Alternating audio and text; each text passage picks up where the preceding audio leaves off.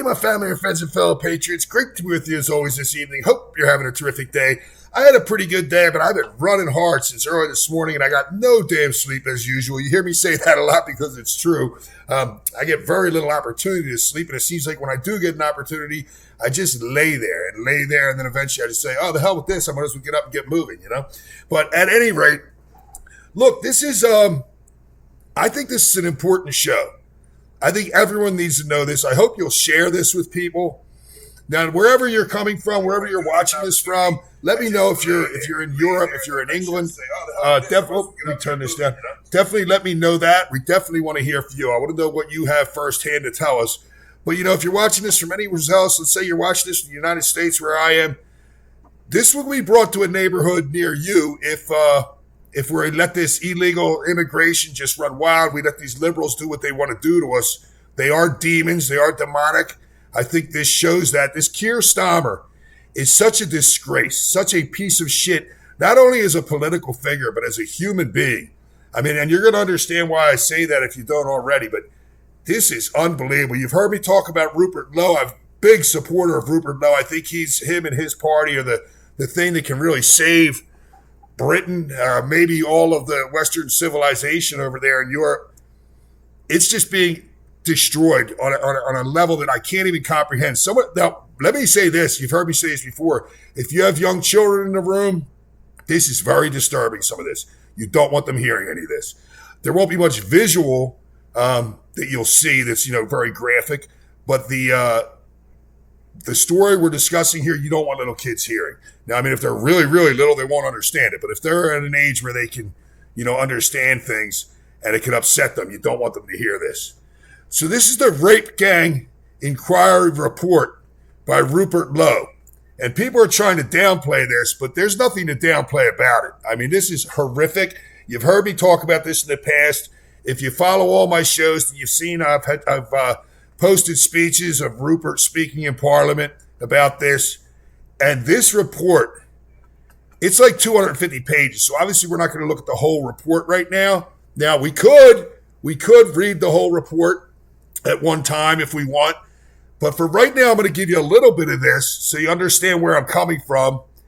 Then I'm going to show you a few things. There's several different things I want to show you.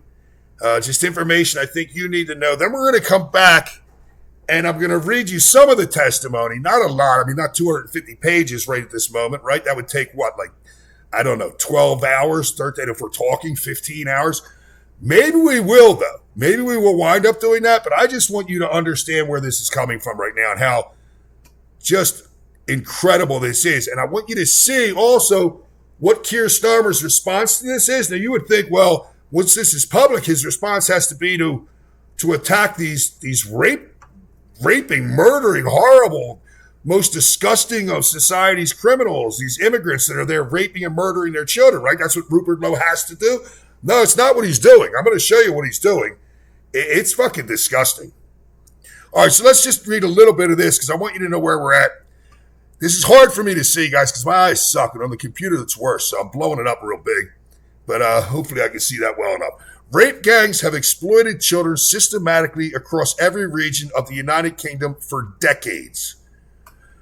The independent chair of the Center for Excellence for Children's Care and Protection, Alex J., has identified the 1970s as the decade when immigrant rape gangs first began tormenting the girls of Britain. In the 1970s? I had no idea it went back that far. This started in the 1970s. However, the British newspaper archive reveals that the first record case of specifically Pakistani rape gangs dates back to 1955. Holy shit. Holy Christ, this started a long time ago. It's just at this point exploding. When 4 Bradford-based Pakistanis were charged with raping a 15-year-old girl from Middlesbrough, this was soon after former colonial subjects from the subcontinent, as much as the Caribbean, became eligible to enter the United Kingdom in a non-tribal numbers under the British Nationality Act of 1948, which began as a singular and small-scale instance, became systematic and industrial over time. These horrific crimes have only escalated in recent decades. They've escalated tremendously recently. especially following Tony Blair's 1997 victory at the start of the orchestrated mass immigration.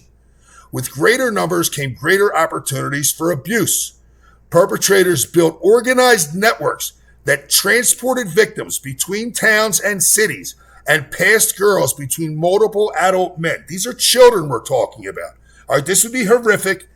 Don't take me wrong. This would be horrific if these were, grown women, which this happens to grown women, and not as much with grown men, but with boys that are sex trafficked, in slavery. But these are little kids. These are little girls. In each of these areas, the same tactics were used. Girls as young as 11 years old. Girls as young as 11 were targeted with gifts, alcohol, and drugs, collected in taxis from schools, gates, care homes, and streets, and taken to houses, flats, restaurants, and hotels, and then raped repeatedly by groups of men. Passed between perpetrators, trafficked across county lines, and in many cases, impregnated or forced into abortions. Hard to even read this shit, but you need to know it. Like I say, you can't protect yourself if you don't know it. And in this case, we have to protect these children. And I don't care if you're over in England, then they are your children. If you're over here in the United States, some people might say, well, that's over there. Look, these are children. These are fucking children, all right? And we have a strong tie with the British people. But any child, anywhere in the world, we should care. This is horrific, man. I'm sorry, I should just be reading, but I read this, my brain's just going in 1,000 directions, and none of them are good. Most victims endured violence, were filmed for blackmail, or told they were white trash or kuffar who deserved punishment. The authorities at every level, including the police, social services, health services, schools, licensing bodies, and politicians knew the patterns, possessed the intelligence, and still failed to protect the country's children. The evidence establishes that a national scandal of repeated rape, trafficking, torture, pregnancy, forced Islamic conversion, and lifelong trauma enabled by institutional denial, political calculation, and fear of the accusation of racism took place over decades. How often do I tell you, don't let them accuse you of, they can call you a Nazi, they can call you a racist, they can call you whatever the fuck you want. We're the people that don't want little girls to be raped, beaten, and tortured. If that makes me a Nazi, if that makes me a racist, if that makes me whatever, I'm very proud to be that. I'm on the side of whatever group doesn't want these children being tortured in this manner. All right? Hey, Beth, how are you? Beth, let me out. I don't even think it's about sex. I think it's about hate. I think it's about torture. Well, it actually, in most rape situations, in real rape situations, it is typically about that. It is typically about control and a form of torture. I'm going to look for one other thing here. I'm going to scroll down, but we're not going to read it quite yet because I want to show you some other things. Victim testimonies. This is what I was looking for. I read some of this. Chloe or whatever her name, Chloe. It's like 10 pages long. I think I'm going to read that for you before this live stream is over, but I want to go on to some other things and come back, all right? All right, so the rape gang inquiry. Now, I've got some things here specifically I want you to see, but I'm also going to scroll through because there's new things on X every minute. Let's see what's going on X here right now with this. Okay, we've seen some of this. So, again, those of you that watch me, every night, see every episode, you've seen some of this, but a lot of people haven't. You got to keep in mind there's always new viewers. So sometimes I'll repeat things, guys, especially when I think they're of this great of importance, all right? And this is certainly in context. Now, this is like 5 minutes long. I'm not going to do a lot of interrupting when Rupert's speaking. Now, I may do some, especially as I get angry. I kind of can't control it. But because I'm kind of nuts. But the important thing is to hear his words, okay? And even if you saw when I played the like hour of this or whatever it was, half hour, 40 minutes, I played the whole thing. These are just clips. These are important clips that put things in context, all right?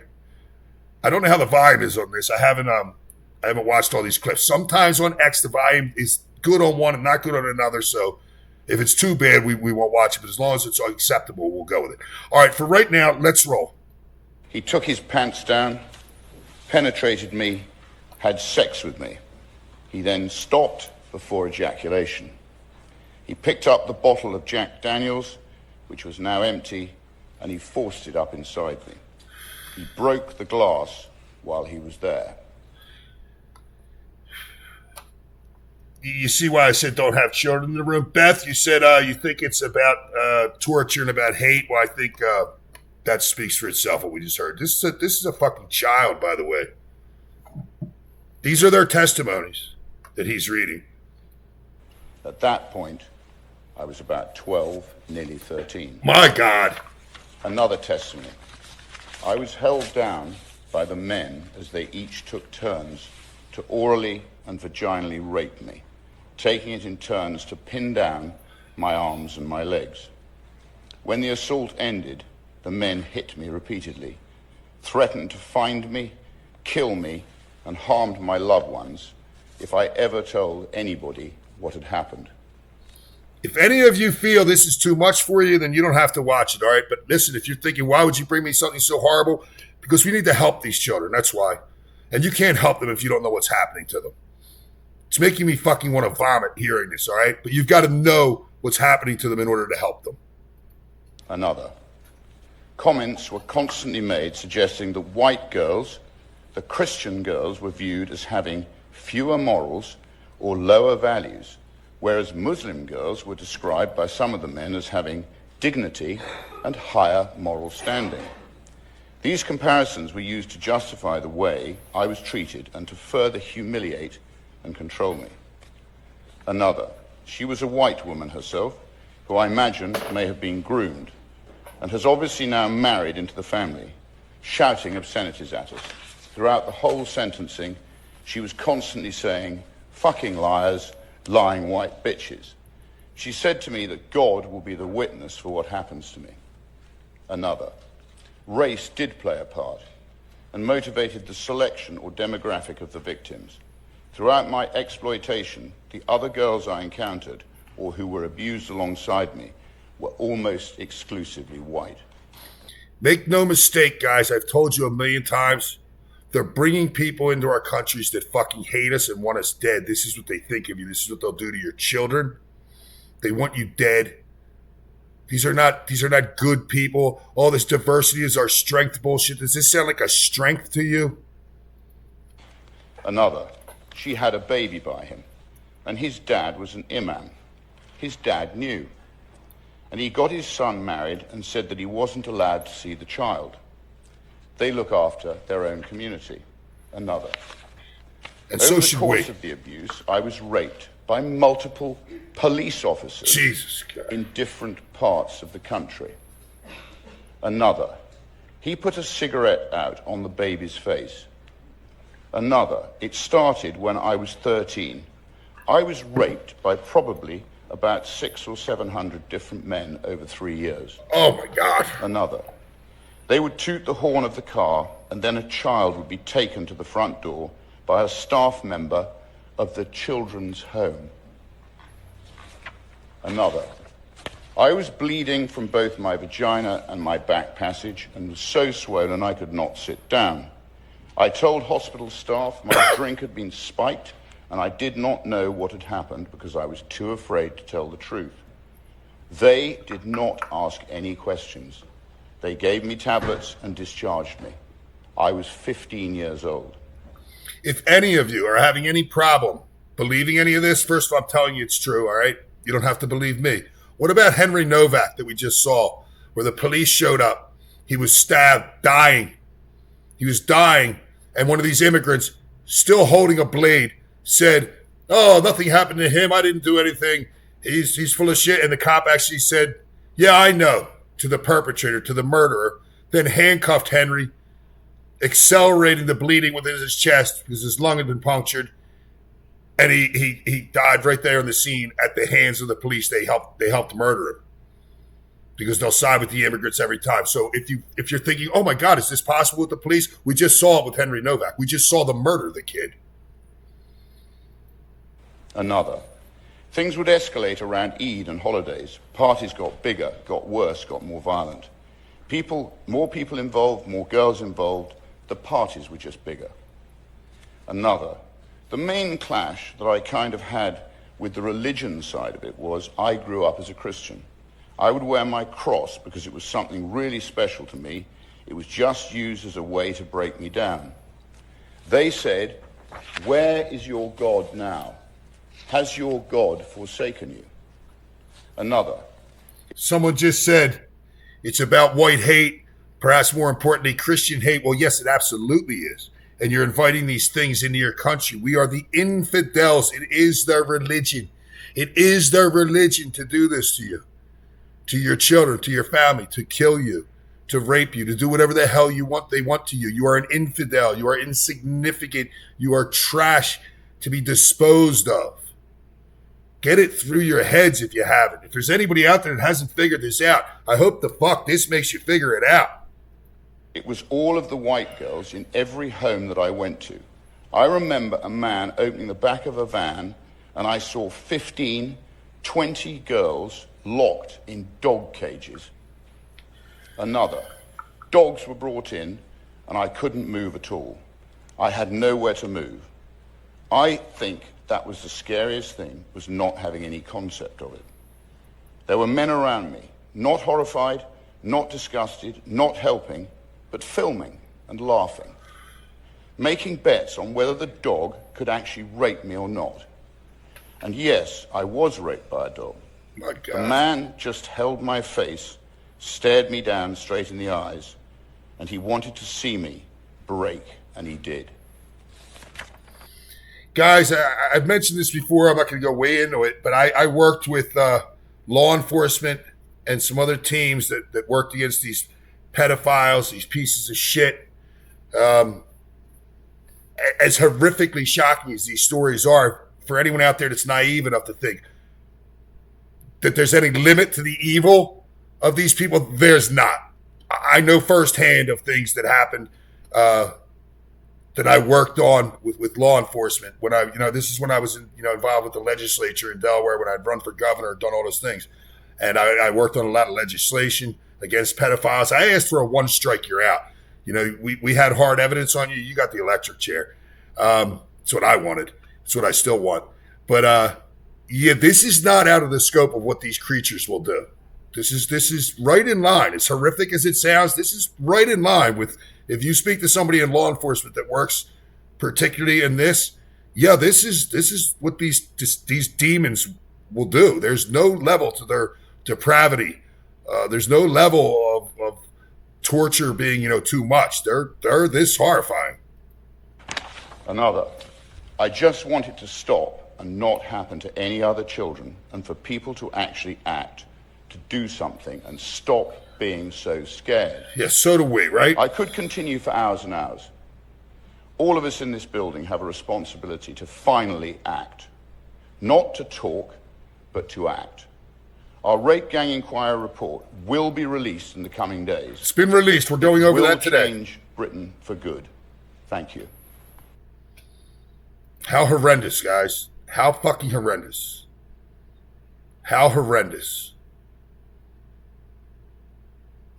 Same thing there. All white girls are slags. They don't obey Allah, so they deserve to be punished. They should be raped and punished for not obeying Allah. This was said to Rotherham girl. I don't know if I'm saying to a Rotherham. Is that the way you say it? I don't know. It's British town. Rotherham girl, now a doctor, by the men who raped her. I read all 219 pages of the Rape Gang Inquiry report, a thread I'm going to be reading. I may read it with you guys if you're interested. This is so horrible. 250,000 girls is a low estimate for rapes of teen and preteen white girls. 250,000, guys, and it's a low estimate. UK grooming gang scandal report exposes 250,000 young white girls victimized by predominantly Muslim rape gangs. Muslim rape gangs, guys. Okay? There's the problem. The problem is clear. You're not a racist for seeing what's right before your eyes. It's important everyone in England knows this has happened, and it is still happening to this day. The people who allow it are still in government. They should be in prison or executed, the people that allow this. Not only the perpetrators, but the people that help them facilitate it are directly responsible for it. Not only are you directly responsible, in my opinion, you're an accessory. I don't know what this is. Let's check it out. At the end of this, guys, we're going to go through some of this. I'm going to look at a couple clips. We got some other things to check out. Then I'm probably going to read the one girl's testimony. It'll probably take, 20 minutes to read. I think it'll be important to read. It'll be a hard read. It'll be hard for me to read. But I think it's important. I can't think of a story that's more important than I've ever done because this is actively still happening and it has to stop. And it can be brought to your neighborhood. Don't think it can't. For 70 years, it's predicted 250,000 white young girls were systematically tortured and gang raped across England. This was facilitated by the police and by social workers. It was ignored by the government. Fathers who went to save their children were arrested. The police raped these children. The police dropped children off to these gang rapists and said, have fun with them. Children, not even teenagers yet. What I'm going to say is very distressing and it's very graphic, but it's important people understand the depravity and how serious these crimes are. Why isn't the media talking about this? Why? Because it's a cover-up. Because it's a fucking cover-up. That's why. Because they'll cover up anything to not be called racist. They'll even involve themselves in the most horrific of crime. There's a special place in hell for these sons of bitches and for the people that help facilitate this. And they'll do that because they're more concerned about the crime of being called a racist. They'll tell you that it's just their religion. It's just the way they are. It's okay for them to do this. Why did the government vote down an inquiry into these gangs? What's detailed in this report is insane. It's hard to comprehend. They would bring children to the NHS at 3 a.m. in the morning for forced abortions and STI tests, and then the NHS would release them. Children. I'm going to go through a few things. A baby was abused and had cigarettes stubbed out on it while the mother was forced to watch. The baby was then killed. Girls were set on fire. Girls were sent to red rooms to be tortured, some of them killed, some of it live streamed. He just said some of it live streamed. I didn't even, before he said that, I was going to say, I'll bet they filmed it. I'll bet they filmed it. There's a market for this. I know it's shocking to think that there's a market for this. It blows my mind that there would be a market for this. If you're this fucking evil, you could do this and profit tremendously. You can become incredibly wealthy. People sell snuff films. Snuff films. You know what a snuff film is? Murdering someone. Typically a young girl, could be a young boy. Often involves rape and torture.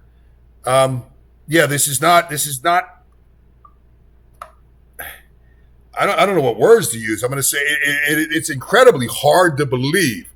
But it's not outside it's not outside what we already know exists. It's just we're seeing it. And seeing it is usually believing it, but seeing it in this case, your brain doesn't want to believe it. Your brain doesn't want to believe that there's this level of evil. Because even the worst guys, most of, maybe not all, most of the worst guys in prison couldn't comprehend this. And they would kill these fucking people for this. But they exist, and in greater numbers than we'd like to believe. Each and every one will have a normal life again. Everyone that's disgusting and evil. I'm getting different messages. Yeah, it's beyond fucking evil. Each and every one will never have a normal life again. No, of course they won't. How could you deal with this level of trauma and have a normal life again? One girl was raped by a dog while men bet on whether it would vaginally or anally rape her. Girls were forced to have abortions with knitting needles, glass bottles, keys, baseball bats, and other objects were forced inside them, some shattering. Girls were gang raped by dozens of men at a time in party houses. Girls were whipped, hung upside down, suffocated, and urinated on. Girls as young as 5 or 6 were tied up and abused. Girls 5 or 6. 5 or 6. were locked in dog cages. Girls were branded with an M for Muhammad. Girls were threatened with being killed and fed to pigs. Girls were mocked for wearing a crucifix during the rapes. Perpetrators were let off. Authorities turned a blind eye. We know that too. We know that the authorities let them off. We know that when the arrests were made, which were few and far between, that they got very light sentences or simply released. We know that. That is factual. That is evidentially backed up. And it continues to this day because people are scared of being called racist. What do I say every day? What do I say? I don't even have to repeat it. We're talking 250,000 children over the span of 70 years in England. You don't get this in the darkest regions of the world, the crimes that were committed to these children. Yet it's happening on your doorstep. Since the 50s. It's fucking beyond shocking. Read the Rape Gang Inquiry and reconsider your stance on remigration. I don't have to reconsider my stance on it, Doll. I'm with you. Nationalism saves lives and protects our vulnerable children. Well, of course it does. Let's see what she has to say. This is an absolute tragedy. 250,000 young white British girls were raped, abused, dragged by Muslim Pakistani gangs in the United Kingdom. If you are not outraged by it, I think you've lost your humanity. You certainly have. Let me know in the live chat, guys. Am I in any way wrong? I wouldn't even deport these animals that are caught. I would deport all of them. But the ones that I caught for this, I would execute. I wouldn't give them the option of deportation. I would execute them. And I would execute them in a very, very heinous way. It would not be humane. Am I wrong? You let me know. We demand accountability for those in power Absolutely. who are hiding it from the public. Absolutely. And we demand justice. If you are still trying to convince me that Islam is somehow compatible with the Western civilization, I don't know what to tell you. Enough, UK. We need to get this country back. We are being replaced. We are being invaded. Enough tragedies and atrocities. Yeah, well, it's not compatible. And anyone that can't figure out, I mean, look, of course it's not compatible since their religion dictates to kill you. Where does this come from that it's compatible? Their religion literally dictates that you are the infidels and must fucking die and that you are worthless and you should be raped, tortured, and murdered. That is if they follow their religion accurately, they will rape, murder, and kill you and your children. How is this difficult to understand that that's not compatible?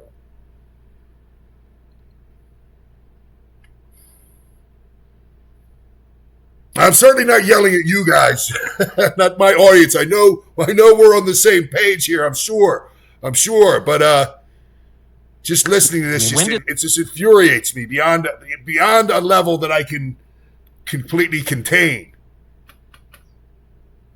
I mean, when did the sort of political correctness begin, where the government is saying, no, we're gonna prioritize perpetrators over victims because we're afraid of being called racist? And when did that really accelerate? And what was the big driver here? Was it that they didn't want to be called racist, or were the cops even more intimately involved in the gangs? Yes, they definitely were. So the police officers were holding what was called cop nights. So what that meant was that police officers was taking turns to rape the children. And then they would hand the children back to the gangs. Now, some of the things that was actually happening to children are just absolutely horrific. You know, they wasn't just beaten and raped, and this weren't just about sexual gratification. This was about pure humiliation and degrading children. Children was raped by dogs. They was locked in cages. Animals were slaughtered and eaten, in a bathroom. It's just absolutely horrific. I mean, one child, she witnessed other girls being murdered in front of her. The most evil of crimes, and it was just allowed to go on. It's incomprehensible, guys. Just a reminder that before Rupert Lowe Report Gang Inquiry report was released, that Piers Morgan said my claim of 250,000 girls being raped by Palestinian Muslims men in Britain was utterly ridiculous. Cenk Yeager said that I was making up. Well, Cenk Yeager is a piece of shit. All right, he loves these fucking. He's one of them in my opinion. You know, that's just my opinion. All right, you can't sue me for my opinion, there, Cenk. I think you're a piece of shit, terrorist loving, fucking infiltrator, scumbag motherfucker, along with your your nephew, Hassan Piker, who in my opinion should be in fucking prison as a terrorist, and Mrs. Doubtfire over here. You know my thoughts on Piers Morgan. He's a piece of shit, so this will be interesting. It's fine. 250,000 of your women are being raped by Muslim, but it's okay. Again, it's fine. An utterly ridiculous statement. Oh my God. Utterly ridiculous statement, Mrs. I'm Mrs. Doubtfire. That's an utterly ridiculous statement because I don't give a fuck about these young girls. That's what's really going on. Because his whole fucking life is revolved around being a woke piece of shit. A piece of worthless shit. That man is a disgrace. He is disgusting. He could have questioned it just then.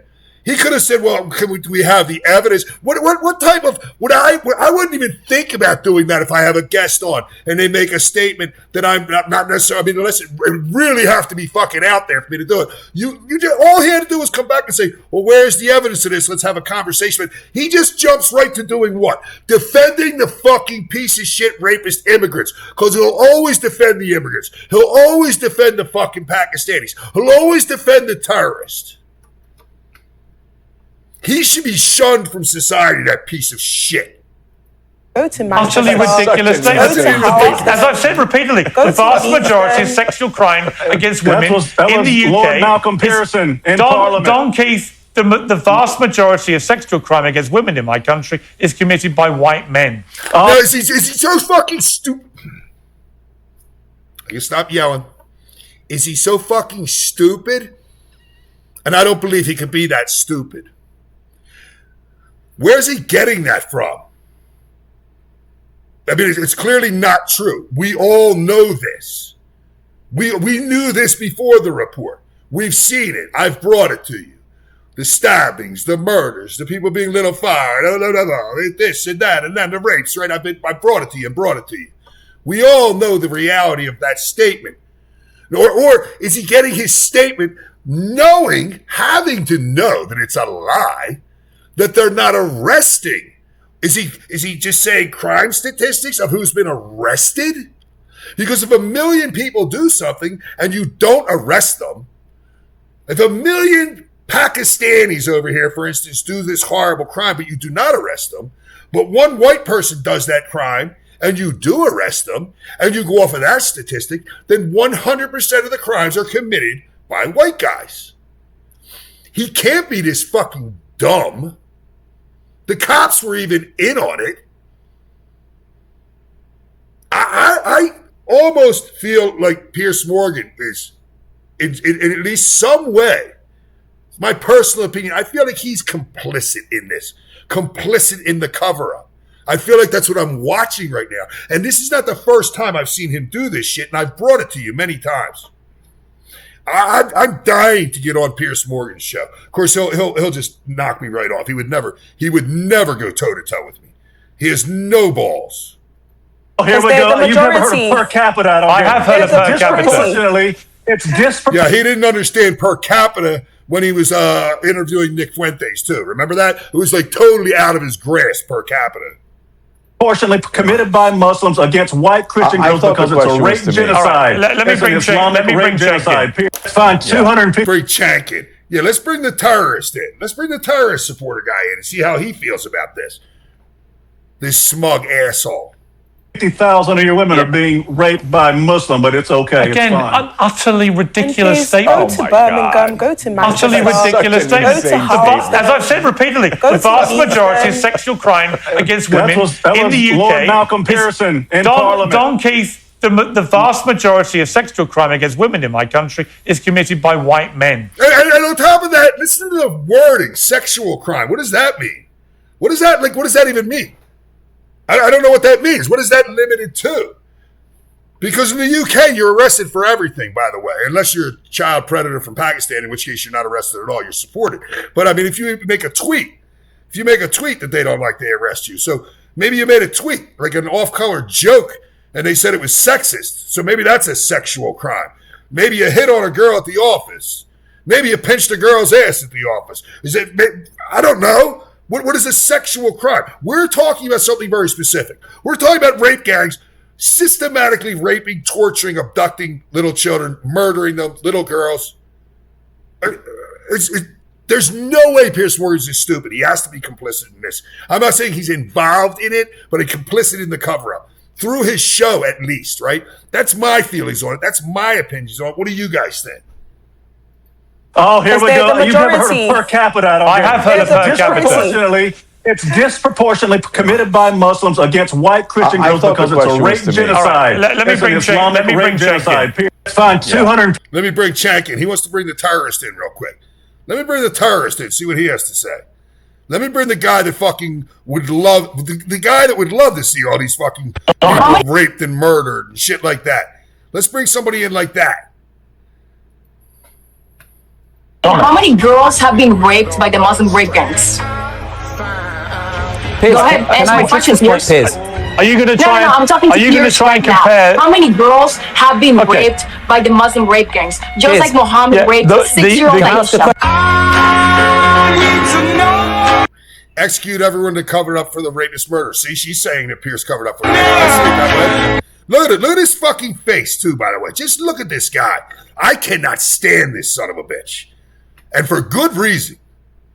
How many girls have been raped by the Muslim rape gangs? No, let him just staring. Let him just staring. Go ahead. I mean, he could have even said, like, well, I don't know. Because she's like an expert on it, all right? She's like an expert on it. I've seen her speak before. I forget her name. But she knows her shit. She studied this. Why didn't he say, well, I don't know? And she could say, well, it's this number. And he could say, in fairness, in an interview, well, can you back that up? Can you show me that? Can you give me statistics? Can you give me information on that? No, he doesn't. He simply jumps right to defending the filth of the earth every single time. Every single time. When you're always on the wrong side, I know that, in my opinion, it's impossible to be that stupid.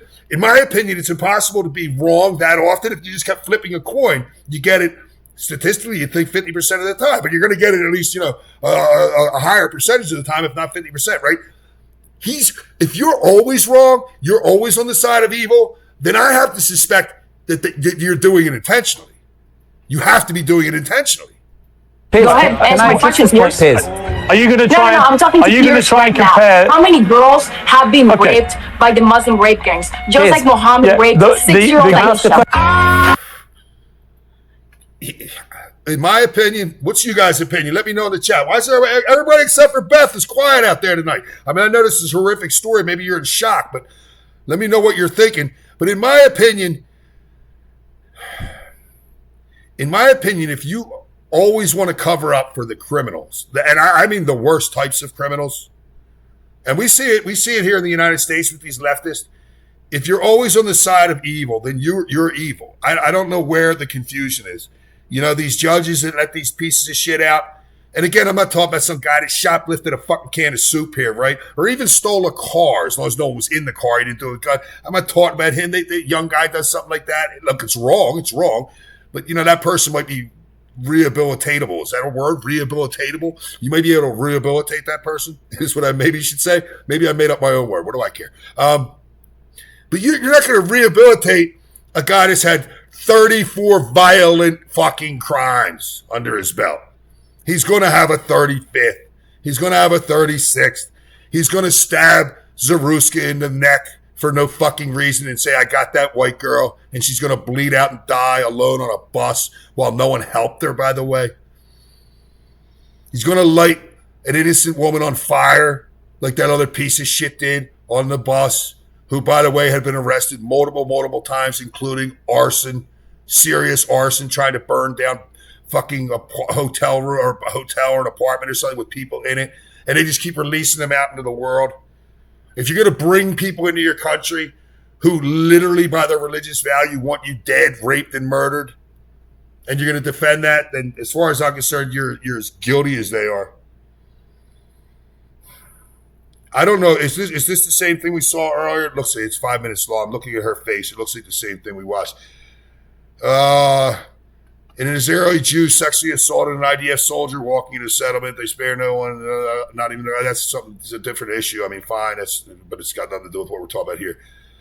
Where are the Muslims around the world declaring the evil Muslim rape gangs in the UK? Well, because they don't find it. Because they find it good. Because they find it good. What the fuck's hard to understand about this?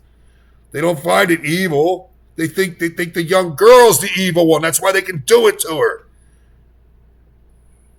Where are the Muslims all around the world, the so-called peaceful Muslims, the moderate Muslims, decrying this evil? The Rape Gang Inquiry Report that came from British MP, Member of Parliament, the reports of gangs of Muslim men in the UK who targeted young girls, who sexually assaulted them and abused them and raped them. If this systemic rape and sexual torture of children, this exploitation, this dehumanization of people who are not Muslim, especially those who are sexually vulnerable, if this is not a part of your religion, if this is not something you believe in, if this is contrary to your religious beliefs, then why are you quiet? And so you have to wonder why we do not hear Muslims around the globe, particularly Muslims. I don't have to wonder. I don't have to wonder at all. I know exactly why they're quiet. Because they support it.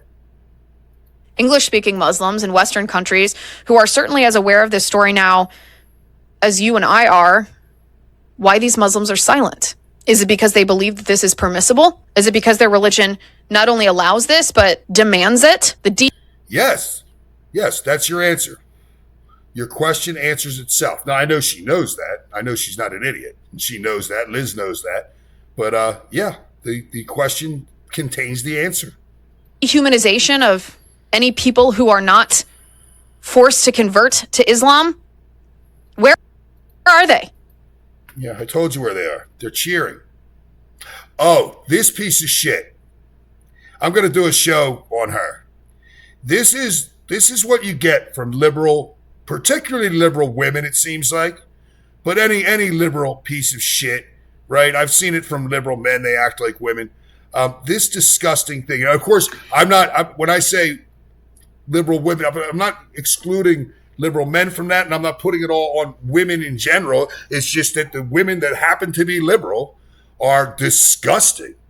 They're disgusting. They look disgusting. They act disgusting. This woman's basically laughing at this report because she's a liberal freak. Just like Piers Morgan wants to defend the evildoers, so does she. The Rape Gang Inquiry Report is out. I'm going to try not to laugh because it feels mean.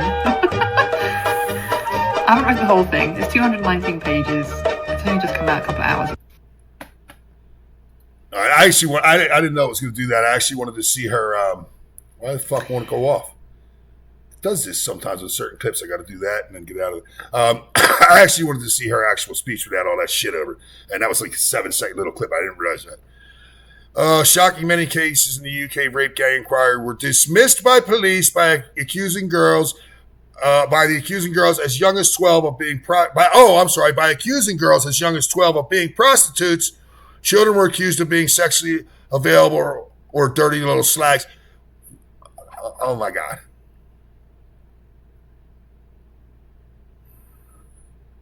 Do we want to watch this whole thing? I don't know what it is. Alex Jones, it's 9 minutes long. I don't know. Maybe. All right, look, I don't know. Let's click on it. In some cases, the police describe them as kind of sexually... Maybe this is worth watching. I don't know. Like I said, we're kind of freestyling this. I'm just trying to bring you all the information I can. At the end, we are going to read some of the testimony, guys. Some of the direct testimony from at least the one girl, I think her name's Chloe.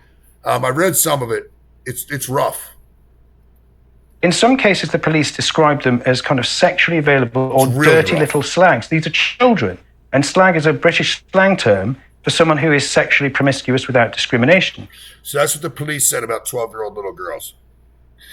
If there's a 12-year-old little girl, first of all, these girls were being raped and tortured. If there's a 12-year-old little girl that's prostituting on the streets, prostituting herself somehow, The police are aware of this. You act upon that. Obviously, there's something underlyingly horrific that's happened to this child that a 12-year-old girl would be a prostitute, right? Like, it's not a normal course of action. The police dismissed it as, oh, she's just a fucking whore to a 12-year-old child. Maybe she was 11 5 days ago. What the fuck is going on here?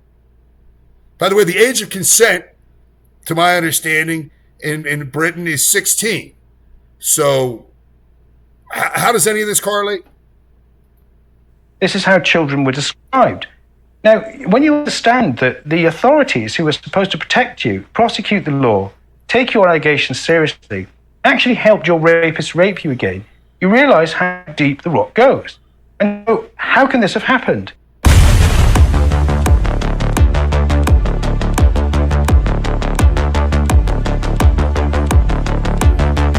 How long does this go on?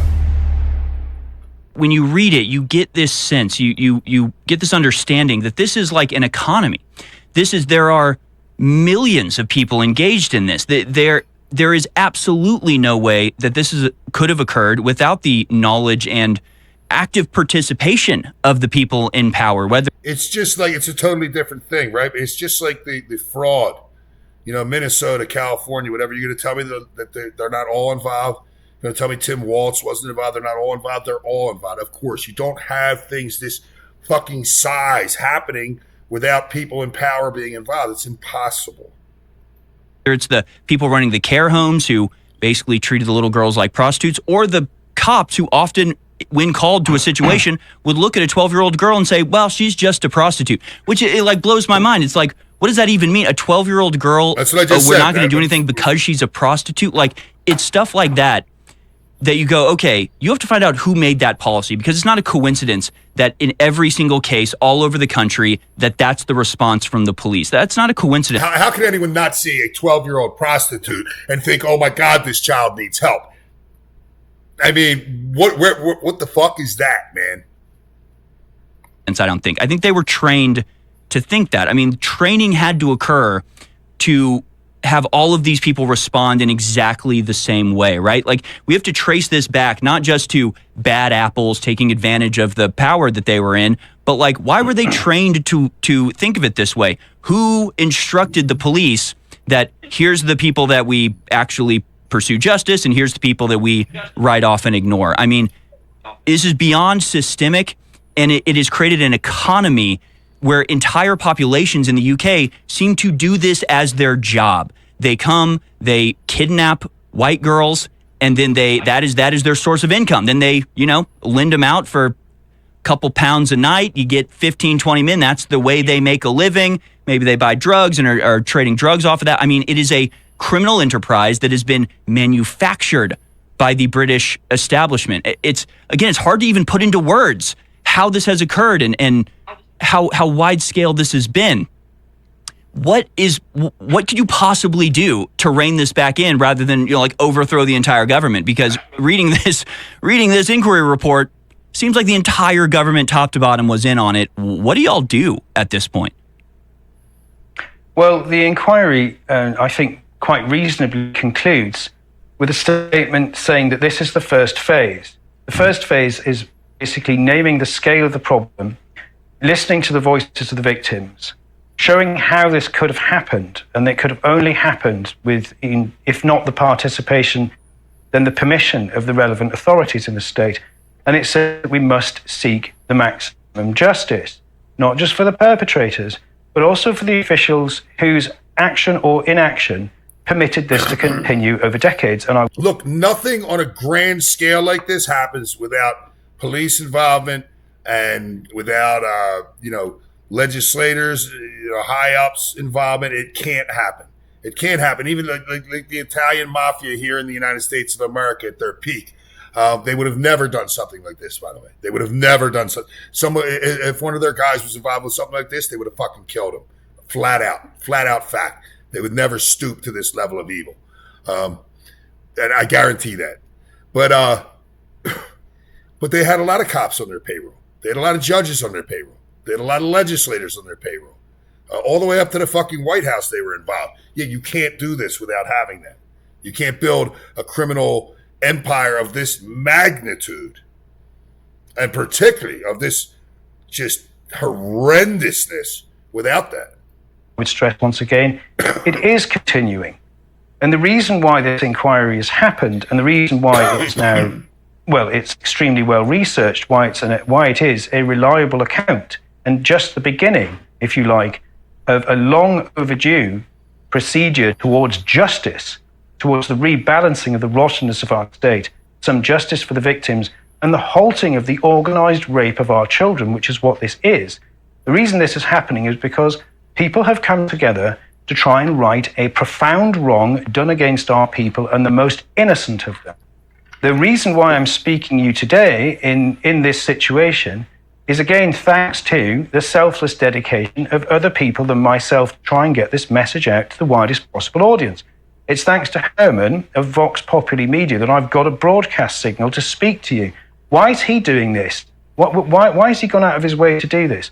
Why have people given their money to the inquiry to make sure that it was written at all? Why have people offered their time? Why have some of the victims gone through the intense trauma of reliving some of the most horrendous things I've ever had to read? That's because if we do not bring these crimes to the widest possible audience, then the culture of silence, which has been created by the liberal state around these crimes... Because this is happening to children right now as we're sitting here. This is happening to little girls right now. And I'm sure on some level to little boys. I guarantee there's little boys it's happening to as well. It's happening right now as we're speaking. It's unthinkable, right? As we're sitting here comfortable, this is happening to some child.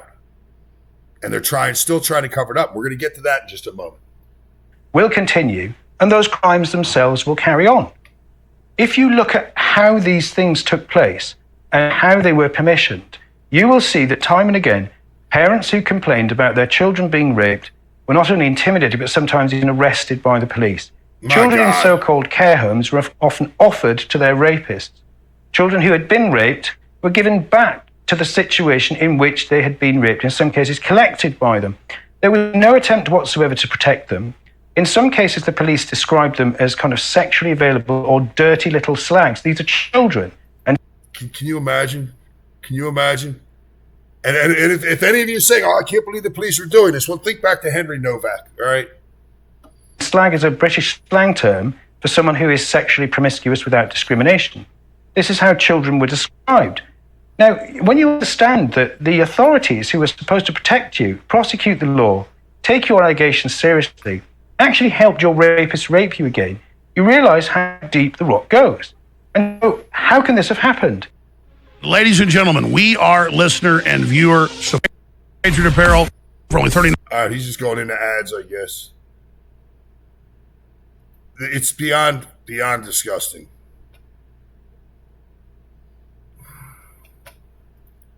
All right, so what's Keir Starmer's plan? You figure he's got a plan, right? I mean, this thing's out. The cat is out of the bag. The cat is out of the bag. So Keir Starmer's got to act, right? I mean, he may be a piece of shit, but he's got to do something. I mean, everyone knows this now. All around the world, everyone's speaking about this. Everyone's talking about this. Everyone's furious. So he's going to go after the rape gangs. He's going to go after the cops that are involved. He's going to go after anybody involved, right? Wrong.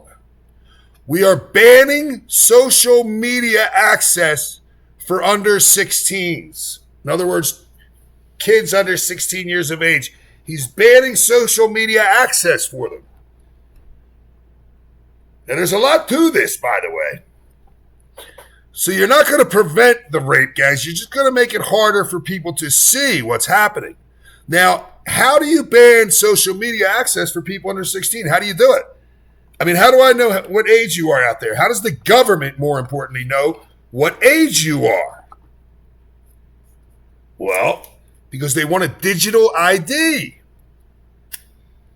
So what that means is, if you want to come watch my show, for instance, and they get this through in Britain, which has been floated here in the United States, by the way, as well, by those on the left, in order to come watch my show, you'll have to put in a series of identification, however that's done, and then they know what you're watching. So everything you watch or do online, They know who you are. So this isn't about children under 16, which is bullshit anyway, because who the fuck is he to do that?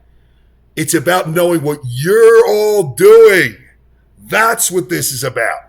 We are banning social media access for children under 16. These days, kids must find their feet in a world where technology intrudes into every area of their life. I just can't let that go on anymore. So we're giving children their childhood back. He's giving them their childhood back. Their childhood happens to be being raped, murdered, and tortured, but he's giving it back to them. What he's doing is covering up. He's trying to cover it up, further cover it up. And in Britain right now, you can be arrested for what they consider a racial tweet or anything else, right? They're trying to crush, X, any free speech platforms. Although X is not always as free speech as I'd like it to be, but it's the best thing we got. Guess what I heard, though? You're going to love this. Do you know what Blue Sky is? For those of you who don't know, Blue Sky is the competitor to X. When Elon bought X, someone started Blue Sky, which is a joke, okay? I mean, it's no competitor for X, right? But it's supposed to do the same thing for liberals, for all liberal ideology. For the under 16s, they won't be banned from Blue Sky. They'll be banned from everything else. They won't be able to go on X or YouTube or any. They'll be able to go on Blue Sky for some bizarre reason. Blue Sky's okay. What does this tell you? Listen to this piece of shit. Every parent wants the best for their kids. Yeah, I agree. And that's what being a parent means. Okay. Generally speaking, not every parent does. Some are pieces of crap, but 99.99%, right? Yeah, I agree. And for me, for my two kids, all I've ever wanted, hand on heart, is for them to be safe and for them to be happy. Well, they are safe and happy because they have guards around them and they're protected. They're not being raped and tortured, but okay. They're probably safe and happy. And that's okay. The rest is up to them. The rest is up to them, okay. But I think back to when I was growing up, and I have to say, I think we had it easier. These days, kids have to find their feet in a world that changes so quickly. There's probably some truth to that, okay. Where technology intrudes into every area of their lives. Okay, but where are we going with this? And we know that harms them. The No, response from we don't really know that harms. It doesn't harm all children. It may harm some. May harm. I don't know what the numbers are. I would think. I think it was better when kids went outside and played. But it doesn't harm all. I mean, my kids were both really into it when they were young. Now I kept somewhat of an eye on it. Don't take me wrong, but my son's going on to have a very good career as a YouTuber and other things. So and he started very young. And it worked out rather well for him, actually. Parents in the consultation has been absolutely clear. Thousands of parents say their children are addicted to social media. Fine. Then their parents can take away their phone or their computer. Their parents can say, get off that fucking computer and go out back and play. Their parents can do that. No, not a problem. I have no problem with their parents doing that. No problem at all. It can leave them trapped in a cycle of endless scrolling that displaces play, sleep, and time with the family. Right. Sometimes, in some cases it does. So, the parents can do what they feel is appropriate because they're their parents. It can harm their mental health. Yeah, And frankly, parents need our support on this. Hold on. I need you, as a parent, I would have needed your support to be a parent? You're starting to lose me right here. That is why today the government has decided to ban social media access for children under 16. Oh, you're going to tell me what my 15-year-old can do? You're going to tell me what my 15-year-old can go, whether he can go online or not? You're going to fucking tell me what my kids can do? Fuck you. And by the way, you're lying because you're only doing it because you want to fucking track what I do with digital ID. I know what you're doing because I'm not a fucking moron. It's a big step for our country. Now, it's not an easy thing to do. I'll be honest. No, it's not an easy thing to do. No, it's not an easy thing. It's never easy to oppress the people of your nation. But it has been done, and you want to do it. Every communist, fascist regime has done this. There's a playbook for it, and you're following it. Just about that. We haven't rushed into it. We've looked carefully at the evidence. And we'll have to adapt our approach as technology changes. Learn from other countries which are taking similar steps. Yeah, what countries would those be? What countries would it be? Would it be North Korea? Would it have been the Soviet Union? Would it have been Nazi Germany? What countries are we talking about here, pal? And it's fair to say that this decision has been resisted, and it will face resistance from some of the most powerful companies in the world. Oh, it's the companies. It's X. It's X's fault. It's not the parents. Because, see, I could have told my children they weren't going on to something. If I didn't want them doing something, I could have handled that myself. I don't need you. You're full of shit. You're full of shit, and I know what you're doing. You're trying to track everyone on the internet. You want to know what everyone's looking at. You want to, and when something is out there that you don't like, you want to suppress it. You want to eliminate it. You want to crush X. You want to crush anything that tells the truth about you. You want to control social media. This is bullshit. But we will take them on, and we will win. Because the need for action could not be any clearer. Oh, no. I understand the need for you to take action. You have to suppress what you've done. You have to make sure that people do not know what you're doing. By the way, my understanding is at this point they've made it so you can vote in their elections at 16. At 16, you can vote. But the day before that, you couldn't go on and know what's going on in your country. So if you're not following what goes on in your country, you don't know anything. You only know what the educators teach them in school, which are all liberal pieces of shit, which we all know. Well, I shouldn't say all. I know there's some good teachers out there. You may be one of them. But the overwhelming amount have turned into liberals fucking scumbags. So they'll do what you want. They'll say what you want. They'll indoctrinate the children. You'll have your little camp, your little fucking camp, where you train them to be your dogs, and they can't get any other information, and then they'll vote as they are told. I know exactly what you're doing. Social media is making our children unhappy and unsafe. Bullshit. And as a parent, as much as a prime minister, I just can't let that go on anymore. And here's another thing that's been done many, many times by oppressive regimes. How about the IRGC right now? There's an example that might ring a bell, okay? He's the parent of your children. You're not the parent of your children. He's the parent of your children, and he'll decide.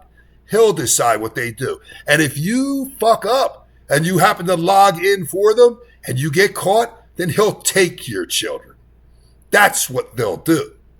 They will take your children and put them in his indoctrination camps. If any of you think I'm exaggerating, learn your history. Because our children deserve better.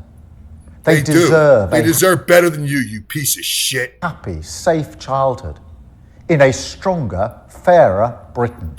A stronger, fairer Britain. Even the way he said that, in the context of this, just reeks of evil. Just reeks of evil. Readers added context they thought people might want to know. What could it be? The UK government's careful review of the research found a small correlation between children's use of social media and well-being, but no evidence of causal effect. How about that? I saw this girl earlier. She's kind of funny, so let's check her out. It's only like not even a minute long. She's pissed off. She's a Brit. I don't blame her. And then we're going to get back into some more serious things. But let's take a break for a moment here and just have a little levity. Deport the fucking lot. Deport the fucking lot. If they're men, send them back. We haven't got room, we can't keep track. Deport the fucking lot. Deport the fucking lot. Keep them off our shores, send them back to fight their wars. Deport the fucking lot. Deport the fucking lot. They rape, they lie, then want to stay.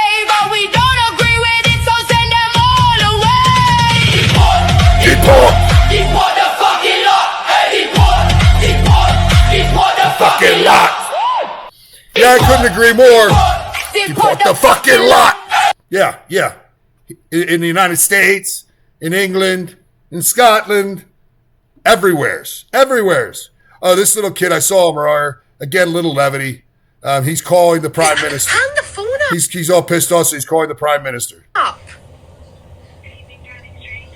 Hello? Who you phoning? Keir Starmer. Why? I found him on Google. Chat, Caleb. I found him on Fucking hang Google. up that phone. Why are you phoning him? Because I don't like him. Caleb, I don't like him. hang the phone up. I think we don't have to watch the whole thing. I think every little kid should call. I think every parent should call. It wouldn't matter. They don't care what you think. Calling won't do anything. You need to do something much bigger than that. Like I say, at the end, I'm going to do some reading from this girl's testimony, which is just, I read some of it. I didn't read all of it. I started to read it, and I thought I'd bring it to you. But it's a rough read. But I'm going to bring you a little bit. We're not going to watch this whole thing. It's like 38 minutes long. I just got a little bit here. There's something interesting here. I'll show you. I'll explain it as we get into it. I couldn't find the clip that he had. I went looking for it. I couldn't find it. So I'm going to steal it off of our buddy Asmund here. Suffer. Well, I don't want to get into any details, right? 250,000 victims. 87 to 95% of the perpetrators are Muslim. Remigration is the moderate solution. To give you an idea of scale, during the rape of Nanking, Japanese soldiers were estimated to have raped 20 to 80,000 Chinese women. And the report estimates at least 250,000 women were victimized by these Muslim rape gangs. Exactly. And I think that the funniest thing about it is that if any of these guys had done this, and you know what they do to Pakistan?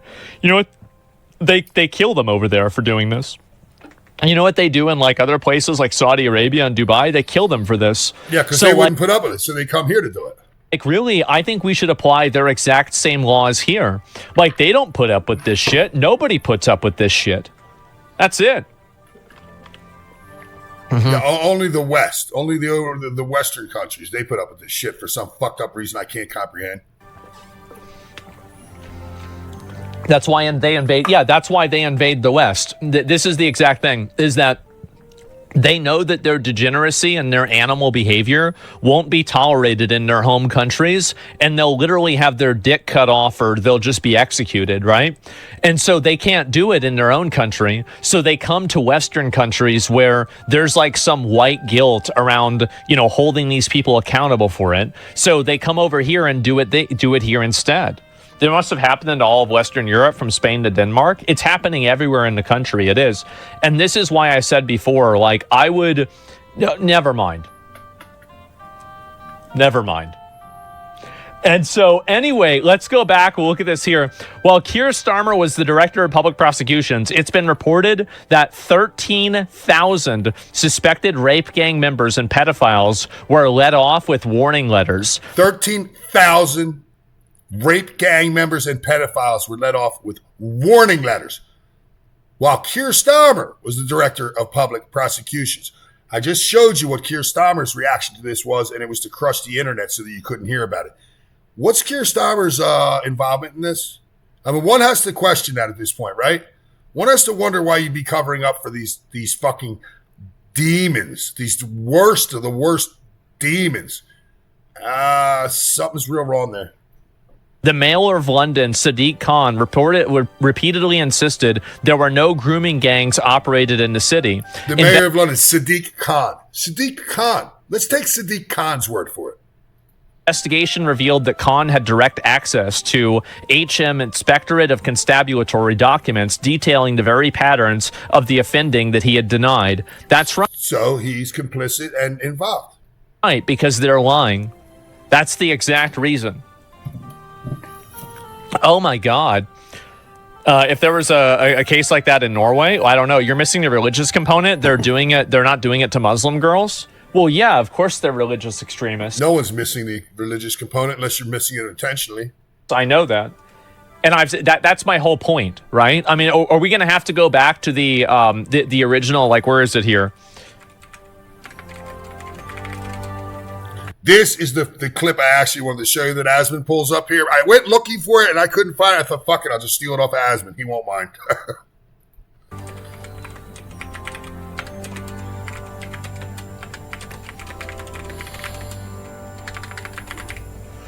Like, I don't know, really. This is probably going to be an easy way for me to find this, right? I'm going to just find the image. Where's the image for this? I don't know if I can find it. I'm sorry. And this might not be it. This is on FaceSpace.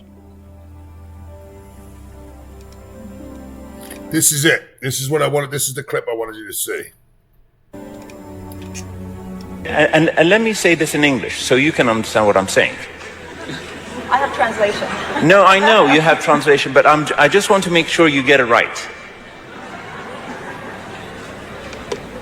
There will come a day that we will see far more radical extremists and terrorists coming out of Europe because of the lack of decision making, trying to be politically correct, or assuming that they know the Middle East and they know Islam and they know the others far better than we do. And He knew. I'm sorry, but that's pure ignorance.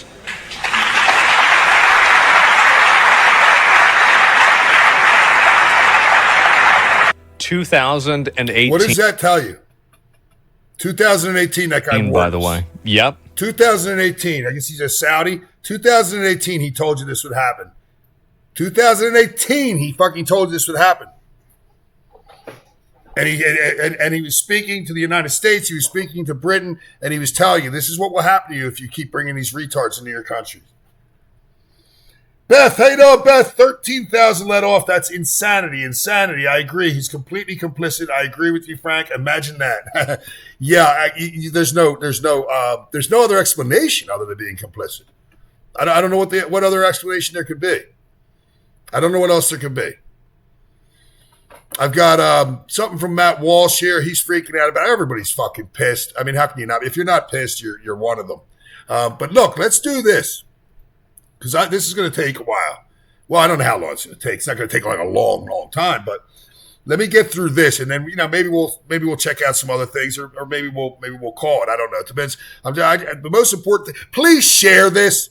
Please share this. Not just look. Yeah, it helps my show. Yeah, sure. Okay, but no. In this case, I'm saying it because this is so fucking important. So important that it doesn't happen here in the United States of America. Wherever you're at, if you're in Britain, then for God's sake, share it. So that people are aware that may not be aware. If you're anywhere in the world, share this with people so that this doesn't happen to them. This doesn't happen to your country. This doesn't happen to your child. That people know this is happening. And on the other side of that too, if you haven't followed the channel, please follow the channel. Hit the notification button. Hit the like button. It does help the algorithm, guys. And chat it up. Where the hell are y'all? I got like Beth speaking a lot. Most of you are silent. How can you be silent on this? I want to hear your opinions. I'm not speaking at you. I'm speaking with you. All right. This is Chloe. I think that's how you say that, right? It's like 10 pages long or something. I read some of it, and my eyes suck, so give me a break. This is her testimony. And it's disturbing. I'll try to read through it without interjecting too much of my opinion, but I got news for you. At some point, I'm going to. I can't help myself. Throughout her early childhood, Chloe was popular at school, performed well academically, and enjoyed an active social life. Although her parents separated when she was young, she describes her early upbringing as relatively stable. Following the separation, full custody of Chloe and her older brother was awarded to their father despite his alcoholism. Which is, if he's an alcoholic, I'm assuming there's something really wrong with the mother, obviously, right? Her mother, on the other hand, was often absent from her life and became homeless following the separation. All right, so the mother was a complete fucking whack job or junkie or something. I mean, I don't know the particulars, but obviously there's something really wrong with the mother. Chloe recalls a generally secure and supportive home environment under the care of her father. All right, so great. Maybe this guy had an alcohol problem. I know people that drink too much that are really nice people, and he could have been a great father, and he just drank too much. Chloe recalls a generally secure and supportive home environment under the care of her father. However, following his sudden death just before her 10th birthday, she moved in with her mother and her mother's new husband, a man she describes as a pedophile by whom she was sexually abused. This little girl, they go through this divorce. put with her father, who apparently has a drinking problem, but apparently is a good guy. You can be both, by the way. You know, drinks too much, but he's a good guy, good father, apparently. And her father dies. She's virtually had the loss of her mother. The mother's got something wrong with her. Then she loses her father to death. Then she moves in with her mother, and he fucking rapes her, sexually abuses her in whatever way. I don't know yet. Chloe's mother caught her husband assaulting Chloe on many occasions, but did little to stop it. Unbelievable. On one occasion, Chloe's mother caught her husband in the shower with Chloe, and instead of intervening, she closed the door and walked out. At this time, Chloe was 10 years old. Already this child's been through hell, through absolute fucking hell. We're on the first page. And I don't want to be real political here, but it reminds me of the story Biden's daughter said about her father, who somehow was president of the United States. It's shocking. The abuse soon escalated to rape. Chloe's stepfather supplied her with alcohol and cigarettes to keep her quiet, and she began smoking cannabis. I've seen that firsthand from a girl I knew that was raped from a very, very young age. Her mother had passed away. She lived with the stepfather. Stepfather started raping her the night the mother was buried, and he started supplying her with booze, smokes, dope. Around the same time, Chloe started truanting and spending time in the local town century with a friend unsupervised. She describes groups of Muslim men, primarily Pakistanis. Oh, what a shock. What a shock.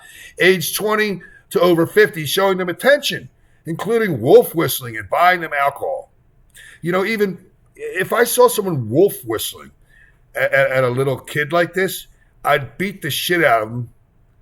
And I'd want them arrested and thrown out of the country or fucking actually. I mean, that's nothing compared to what they do. But I mean, what? What kind of a grown man does that? Men were taxi drivers who would take the girls into their cars and drive them around the town. At this stage, there was no sexual abuse. And although the men's behavior was clearly inappropriate, Chloe and her friend, there in their final year of primary school, enjoyed being treated like adults. That's the grooming part of the grooming gang, guys. That's the grooming part. The grooming soon intensified. The provision of alcohol and takeaways was accompanied by emotional manipulation, with the men, many of whom were related to one another, of course, presenting themselves as sympathetic friends to Chloe. Again, part of the grooming. Chloe describes this process as the mapping out. You're a vulnerable person. Physical contact, included kissing and massages, became increasingly common. Meanwhile, the abuse by her stepfather at home worsened, and her mother was all but absent as a guardian. Yeah, well, the mother wasn't much of a guardian at any point, right? And then they already got in the comments, and then they are just rapists and torturers and evil. Every single one of them is a pedophile. Every single one of them is a fucking pedophile. Disgusting. Yes, absolutely. No argument from me. At this time, Chloe had an aunt and uncle who lived nearby, and she often sought refuge with them.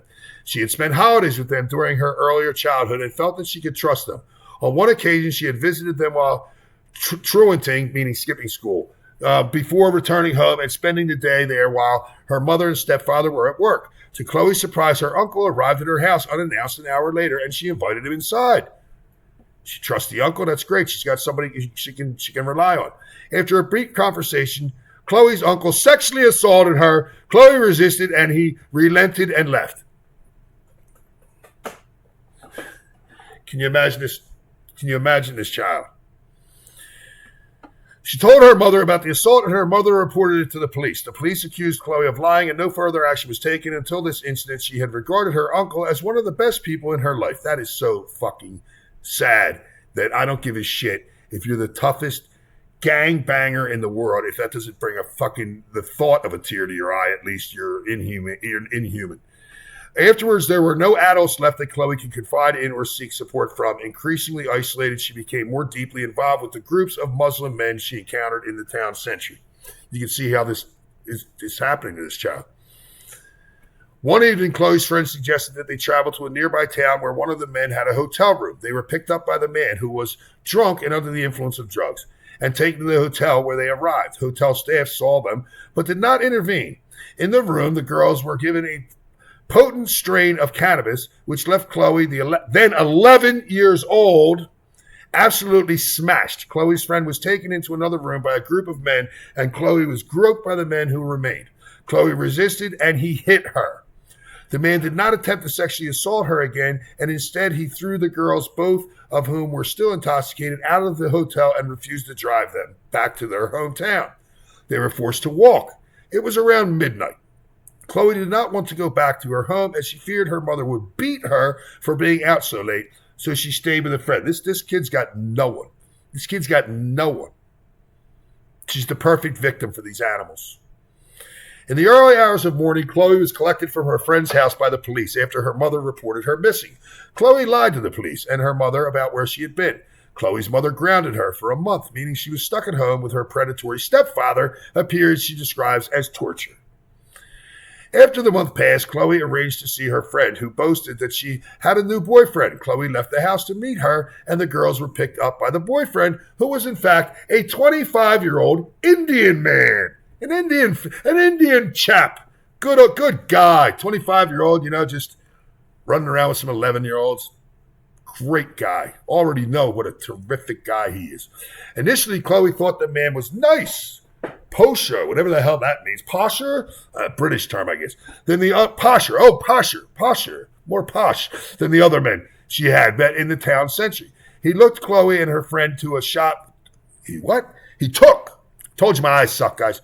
He took Chloe and her friends to a shop where he purchased a bottle of vodka before picking up one of his friends and taking the girls to a secluded location. During the journey, the men began pursuing the girls for sex. Chloe refused, stating that she was on her period, but the men replied it did not matter. Night was falling when they arrived, and the boyfriend took Chloe's friend out to the car, leaving Chloe alone with the other man. He proceeded to rape her on the back seats. This incident took place in 2003. In 2022, Chloe took the two men to court, but neither were found guilty. Well, from this moment, Chloe's life spiraled.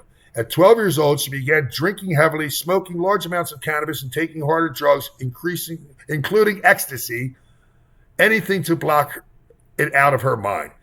She would drink before school just to get through the day, and her attendance dropped significantly. Look, this is a pattern. By the way, guys, this isn't like, as I'm reading this part, this is a pattern where they get these kids, these little girls or little boys, they do that too sometimes, and they get them, whacked out of their mind on booze and dope. And then, first of all, then people don't pay attention to them, like, oh, they're a nut, if they say anything, and, their brain's not working right. So, like, this is a definite pattern. She and her friend would spend school hours in the town century, walking around until somebody picked them up in a car. Somebody bought them alcohol or somebody gave them drugs. There were times when Chloe would be missing for up to 3 days, during which time she was passed between taxis, drug abuse, and raped. In every case, the perpetrators were Muslims and primarily Pakistani men. Well, I'm just blown away by that. Who thought that was going to come? Again, this is a pattern, guys. This is something that happens. None of this is, it's mind-blowing. But having, like I say, I've worked with, law enforcement in some of these cases and things, and this is kind of the way this goes down. On one occasion, Chloe was abducted by an abuser who was driving drunk and taken to a graveyard. He gave Chloe, still 12 years old, we're still speaking about a 12-year-old girl here, guys, whiskey before forcing himself on her and raping her.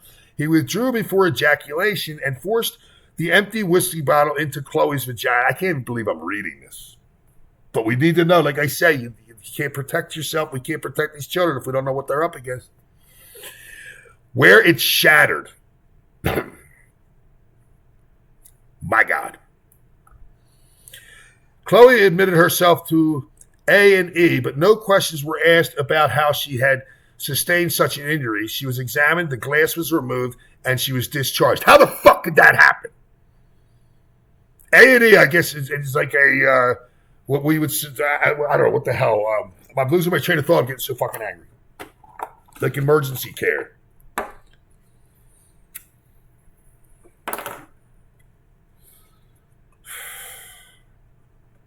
Sorry, guys, it's winding me up. She was examined, the glasses, and she was discharged. My mother was a nurse. I can promise this little girl would not have been discharged had my mother been the nurse. Although, unfortunately, it looks like in Britain, if they had called the police were fucking, a lot of them were in on it, so she may have been handed to the... good Lord Almighty. I'm going to get back to reading. Chloe was questioned by police due to her absence on a number of occasions. Each time she was asked where she had been, who she had been with, and what she had been doing. She replied that she had been having sex with adult males in cars. Okay, well, police are going to do something about that, I guess, right? Rather than opening an investigation, they're not, and pursuing her abusers, the police dismissed Chloe as a prostitute. She's 12 years old, guys. She's 12 years old. They just pulled a broken bottle out of her. I couldn't be any madder. They asked her whether she was consenting to the sexual activity, and despite Chloe telling them that she did not know the definition of the word consent, they reported that she had been consenting. How could she consent? She's 12 years old. In Britain, the age of consent is, I believe, correct me if I'm wrong, I'm pretty damn sure, Beth said a clinic, perhaps it's clinic. The age of consent is 16. She's 12. So how could she say she was consenting? The police found Chloe, as well as other missing children, in cars with gang members on multiple occasions, but let the gang members go without so much as questioning them. I don't even have a problem believing that with what I've been learning about these British police. On one occasion, Chloe was in town center and was identified as a missing child by a police officer who was questioned where she had been. Chloe told the officer about the full extent of the abuse. Oh, good, something's going to happen. And the response to the police officer was that nothing could be done, and Chloe was let go.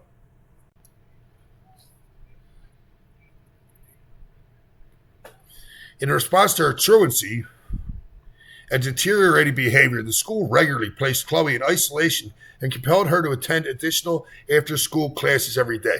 Good move on the school's part. Put this kid in further isolation. She's not isolated enough. This did little to improve her emotional state. Yeah, no shit. And she continued to spend time with her friends and her friend's boyfriend.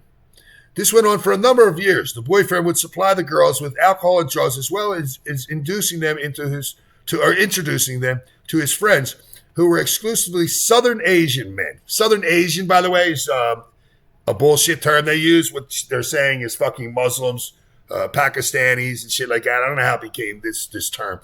On one occasion, he took the girls to his place of work, a textile factory, where he raped Chloe. Following this incident, Chloe stopped spending time with the friend who, up until this point, had accompanied her throughout her exploitation. By this time, Chloe had become so accustomed to her lifestyle of spending time with the Muslim gangs that she had continued to do so without her friend. On one occasion, following another late return home, her mother grounded her for 2 months. Fearing future abuse from her stepfather, Chloe walked into a nearby social services office while her mother was at work and reported him. Chloe was interviewed by the social workers about the abuse, after which her mother and stepfather were arrested and questioned. Both denied that the abuse was taking place, and they were released without charges.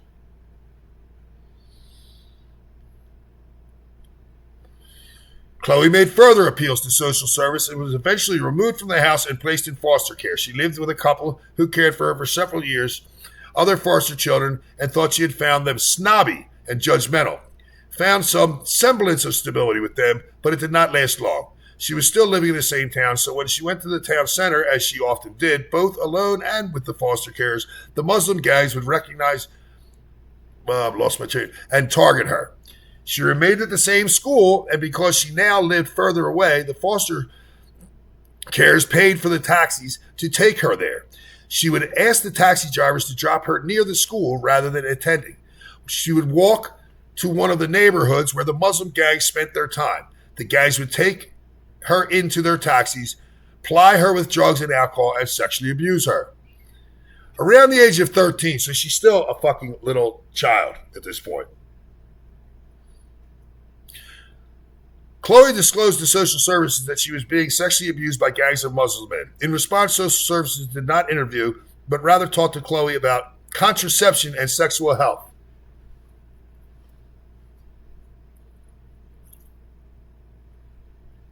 A little girl tells social services, I'm being brutally raped, gang raped by grown men that give me drugs and alcohol and pass me around.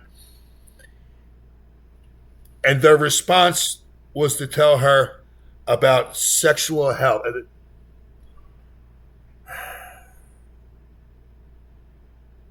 It's fucking mind-blowing. One social worker started regularly taking Chloe to a sexual health clinic where she was diagnosed with chlamydia in her throat and vagina, gonorrhea, genital warts, and pelvic inflammatory disease. What the fuck is going on? Neither the social workers nor the clinic staff questioned or reported this. The police were aware of Chloe's activities, but instead of targeting those responsible for her abuse, they routinely failed to question them, let alone pursue further action, when Chloe was found in cars and houses with them. Chloe was soon moved to a different foster placement with a far more protective carer. On one occasion, a gang came to the foster home searching for Chloe, and the carer fought them in the streets to protect her. Okay, finally she's got someone that's not a completely disgusting piece of shit, it appears. Around that time, Chloe turned 14. A social worker approached her about her ongoing sexual exploitation. This was one of the first times this had happened, and Chloe was relieved that her abuse was finally being addressed. However, rather than offering a solution, the social worker instead told Chloe that the producers of Emmerdale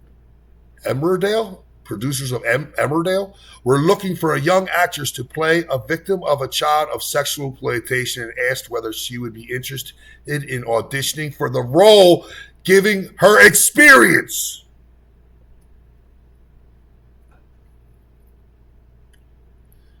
You did hear that right, by the way. Following this exchange, Chloe, upset, angry, and in a state of disbelief, ran away from the foster home, and after being abducted by a Muslim gang, was missing for 6 months. Over this period, she was trafficked across the length of Breedith of Britain.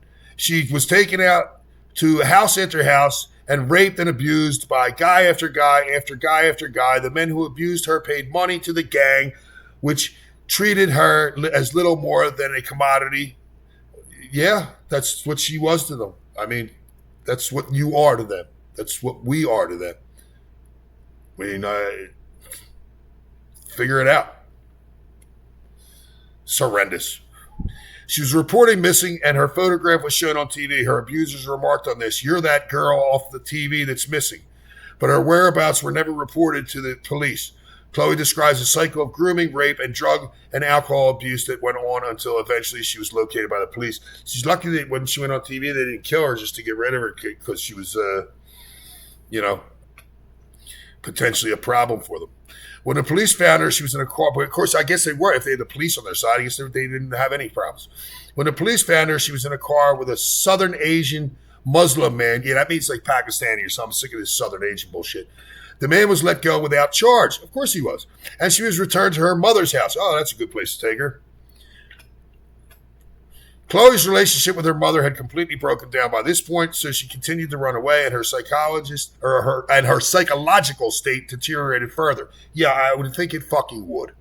Following another period of grooming and sexual exploitation by a Muslim gang, Chloe was taken into police custody and transported to a secure unit at a children's home.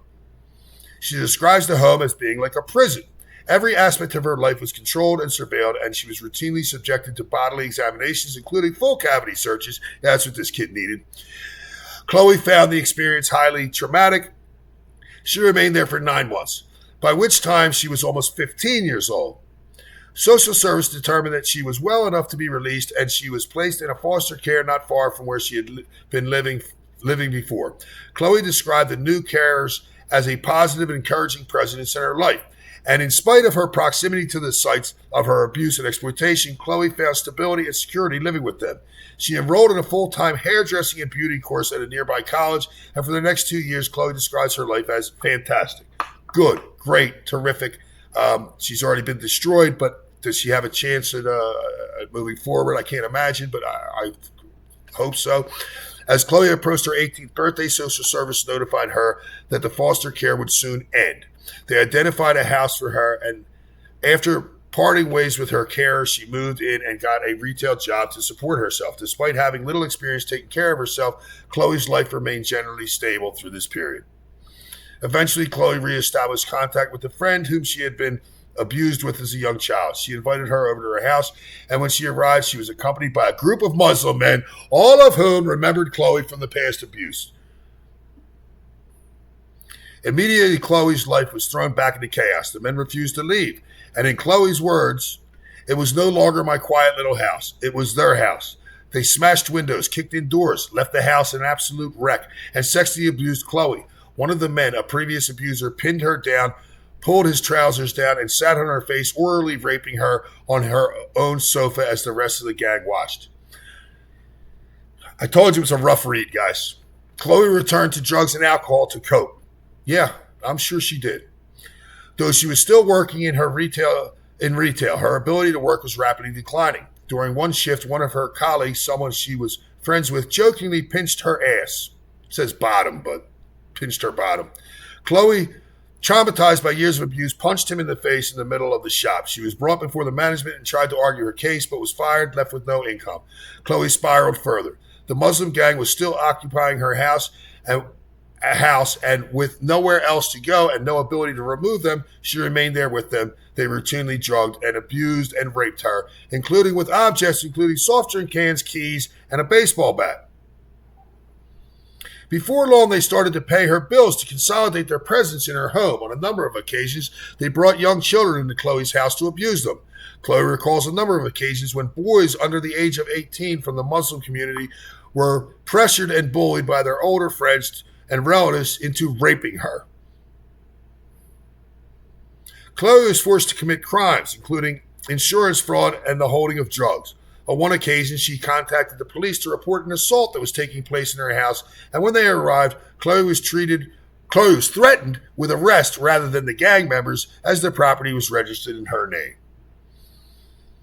On one evening, an associate of the gang from a neighborhood town arrived at the house. A notorious sex trafficker, he soon began taking Chloe to bars and nightclubs in the surrounding area. There, he would spike her drink with heroin before handing her over to men who sexually assaulted and raped her. I literally know of a case where a young girl was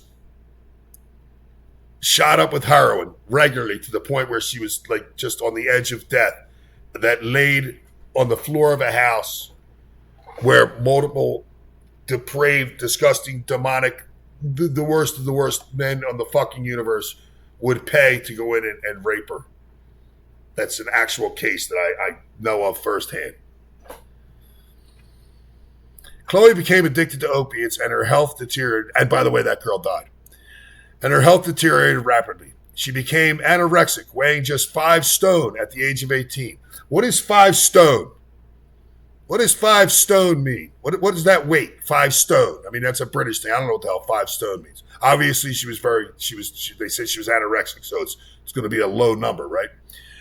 The use of heroin was a method of control by the gang, as it left her with no ability to defend herself physically. Her daily existence became a relentless cycle of rape and exploitation and violence. Look, I literally know a case like this, and the girl died. I literally, firsthand know the case.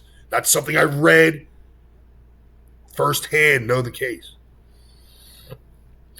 Eventually, a social worker visited Chloe and was shocked by both her appearance and the conditions in which she was living. Concerned for her welfare, she took Chloe to an addiction clinic where tests revealed an extremely high concentration of opiates in her system, which of course there would be if she was being hit with heroin. Chloe was prescribed medication to manage her opiate dependency and gradually weaned herself off the drugs. At this time, Chloe reconnected with a childhood friend, and their friendship soon developed into a romantic relationship. Her boyfriend became aware of the ongoing abuse, and with the help of his father, paid off Chloe's remaining rent and moved her out of the squalid house. Chloe moved in with him, after which she got another job in retail. For a short period, Chloe's life was relatively stable, but due to her unresolved trauma, I can't even imagine the level of trauma, she soon returned to drinking heavily, smoking cannabis, and gambling. Her work pace was close to her first foster home, and before long she came back into contact with members of the gang that had abused her at that time.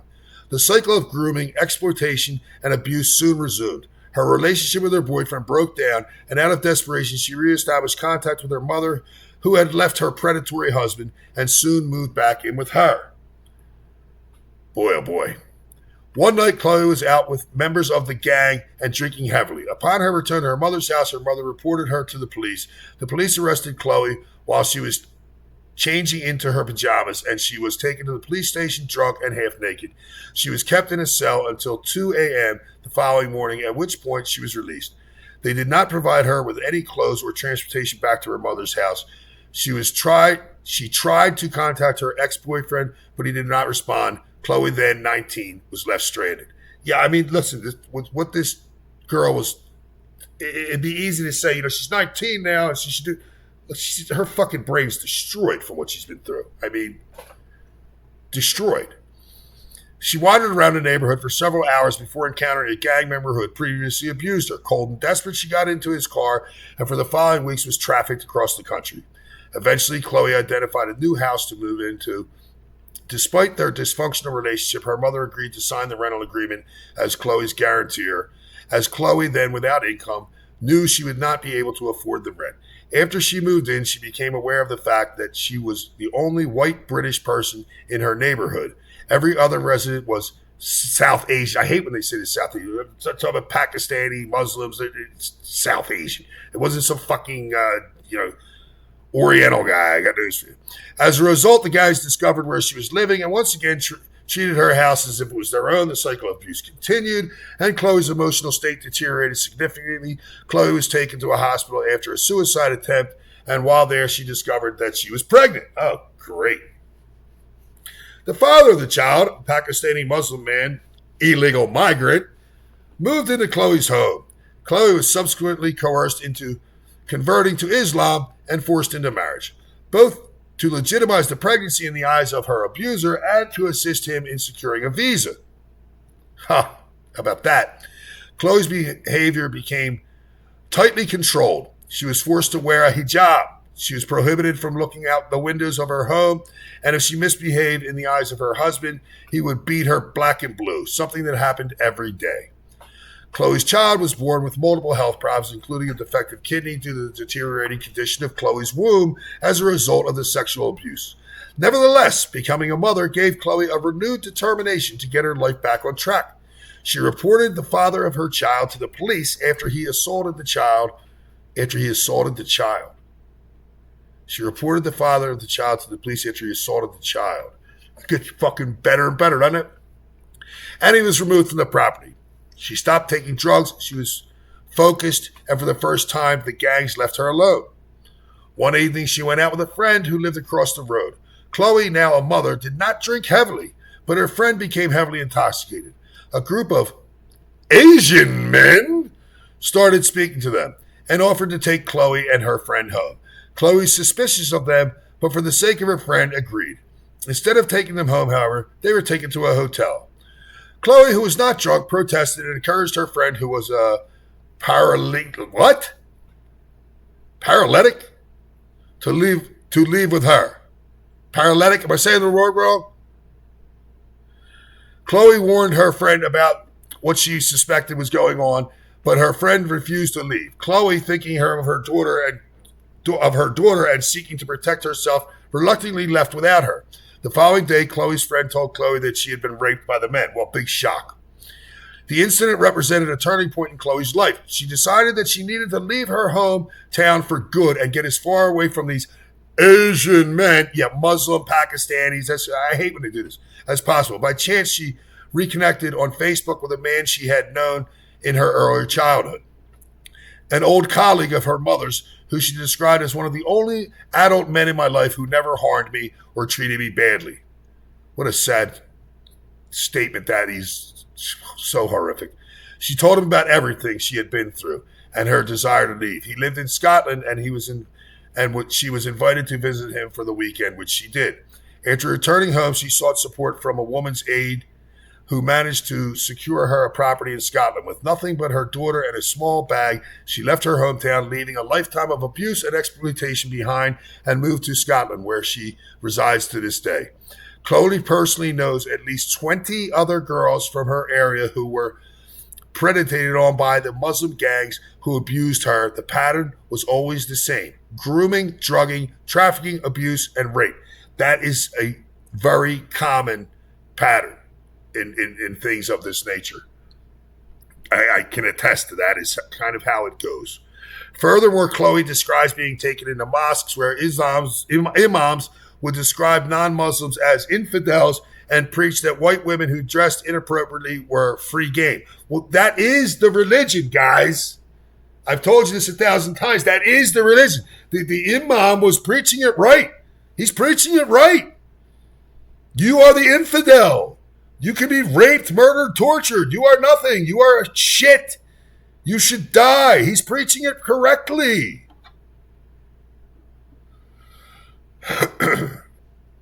Chloe believes that the local police, social services, NHS, and government were all fully aware of what was happening, including the racialism nature of the crimes, but the racialism nature of the crimes, but they did not intervene for the two reasons: because they could not be bothered with the paperwork, and because they did not want to be seen as racist. Don't want to be seen as racist, guys. I mean, if you got to let a bunch of little girls be raped, tortured, and murdered so that you're not called a racist, well, then that's just what you got to do. Plus, a lot of them were involved. Chloe blames these bodies and their majority push for diversity for her abuse.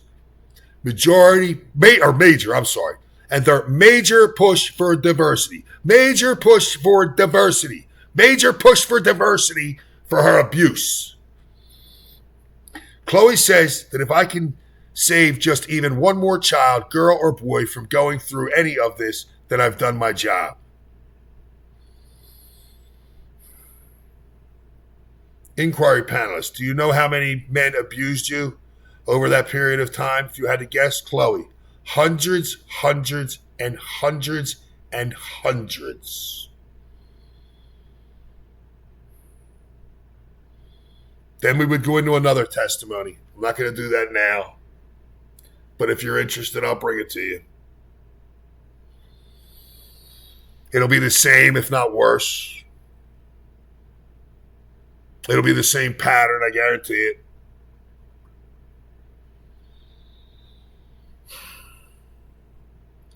Guys, I could bring you more. I could bring you what Matt Walsh is saying here, but released a 219-page report documenting the government's complicity in the systematic rape of an estimated 250,000 young white girls in Britain over the past several decades, many of whom were subjected to gang rape, trafficking, pregnancy, forced Islamic conversion at the hands of Pakistani Muslims. And just to reiterate the numbers here, I'll say that again. Rupert Lowe, who leads the independent rape gang inquiry in the UK, which was funded by tens of thousands of public donations, has found the government contributed to and covered up the rape of 250,000 young white girls by foreign Muslims who had no right to be living in Britain in the first place. That's all you needed to hear right there. I mean, this story is not going away. We're going to be talking about this again, unfortunately. I mean, we've got to stay on it. We got to stay on it for the sake of these children. If you want me to, I'll read. I mean, not right now. I'll read the whole report. It's like 230 pages or something. I mean, if enough people reach out to me and ask me to do that, I'll do that. Thousands of disgusting devils, evil pedophiles, line them up. Holy shit, 70 pounds. 70 pounds? Is that what it is? Beth out in the eyes looked it up. She weighed 70 pounds. 70 pounds. Well, if enough people reach out to me and want me to read this whole thing, I will. If not, if you want to read it yourself, you can look it up. Rupert Lowe, MP, right here. Just type in X, the Rape Gang Inquiry Report, and that takes you right to it. So you can read it yourself, or like I say, if enough people want to, I will read it. It'll take with any commentary going on, which there would be. Obviously there'd be 15 hours. I doubt I'd do it in one stretch. We could potentially, I don't know. If there's enough interest, I'll do it. If you guys reach out to me enough, I'll do it. Either way, I'm going to stay on this story because it's too important. It's just too important. We have to, first of all, we have to make sure it doesn't happen. I've got to make sure, we together have to make sure this doesn't happen here in the United States of America. I don't know where you're watching from. You got to make sure it does not happen where you're at, or if it is happening where you're at, you have to put an end to this. And if there's any way I can help you with that, wherever you're from, I don't care. I can give a shit less. I've got viewers from all over the world. If you, I mean, what can I do? I don't know. I'm saying I have some magic thing I can do. But if there's information you need out there, if you have something you need publicized, if I can help with that, I'll help with it if I can.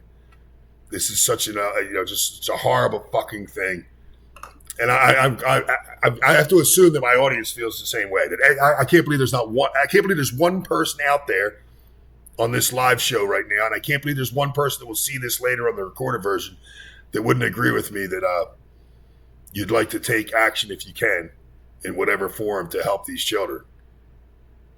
Because this is a level of evil that we can't just ignore. But they're trying. They're trying. And as I showed you, Keir Starmer, he's not going after them. He's not going after them. He's not going to do what he needs to do. He's going to fucking silence the internet so that you can't watch my show, so that you don't know. Not just my show, of course. But he doesn't want the truth out there. He'll let the rape gangs continue. He'll let this continue to happen to these children. He just doesn't want you to know about it.